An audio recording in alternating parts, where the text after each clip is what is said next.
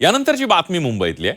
मुंबई महापालिकेत ठाकरेंची शिवसेना एकटी पडणार का अशा चर्चा आता सुरू झालेल्या आहेत। भाजपने तशी मोर्चे बांधणी केली जात असल्याचे संकेत सुद्धा दिलेत। बघूया नेमकं मुंबईतल्या राजकारणामध्ये काय घडतंय। ही सुरुवात आहे, आगे आगे देखो होता है क्या।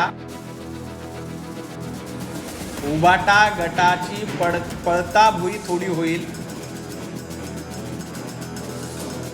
उबाटा गट शेवटपर्यंत एकटाच राहील, बाकी सगळे उबाटा गटाला सोडून जातील। आधी कल्याण डोंबिवली,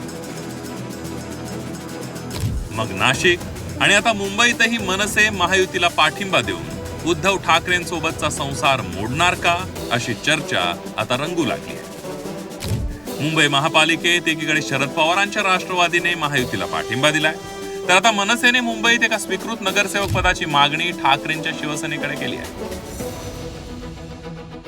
संख्याबळानुसार दिली जातात आणि संख्याबळ आत्ताचं जे आहे त्याच्यामध्ये बीजेपीला मला वाटतं 4 होतील त्यांच्या संख्याबळानुसार। शिवसेना उबाटा गटाला 3 मिळतील, शिंदे गटाला 2 मिळतील आणि मला वाटतं काँग्रेसला 1 मिळेल, असं म्हणजे असं समीकरण साधारण संख्याबळानुसार। त्यामुळे मनसेच्या संख्याबळानुसार असं कुठलं असं स्वीकृत नगरसेवक मिळणार नाही, परंतु उद्धवजींच्या कोट्यातून आम्हाला एखादी सीट मिळावी अशी पक्षातल्या सर्वच कार्यकर्त्यांची इच्छा आहे।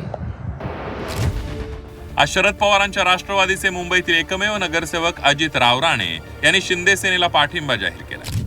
पाहिजे तसा निधी मिळणार असा शब्द एकनाथ शिंदेने दिल्याचा दावा अजित रावराणेंनी केलाय।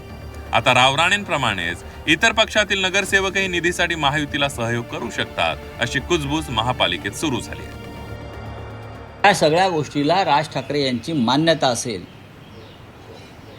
याच्याविषयी माझ्या मनात साशंकता आहे। तुम्ही माननीय बाळासाहेब ठाकरेंच्या जन्मशताब्दी वर्षाचा जो सोहळा झाला षण्मुखानंद हॉलला, तेव्हा महाराष्ट्र नवनिर्माण सेनेच्या प्रमुखांनी जे भाषण केलं त्याच्यामध्ये त्यांचं एक स्टेटमेंट फार महत्त्वाचं होतं। कल्याण डोंबिवलीत जे झालेलं आहे ते अत्यंत किळसवाण आहे।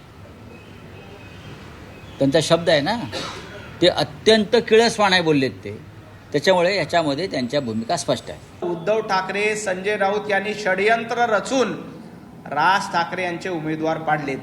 कल्याणमध्ये राजू पाटील शिवसेनेसोबत आलेत, नाशिकमधला त्यांचा नगरसेवक महायुतीचा पाठिंबा देतोय।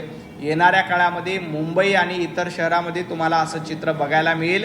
आज ते राजू पाटलाला म्हणतात की ते भाजपमध्ये झाले, उद्या संजय राऊत पत्रकार परिषदेमध्ये घेऊन सांगतील की राज ठाकरे देखील भाजपमध्ये झालेत।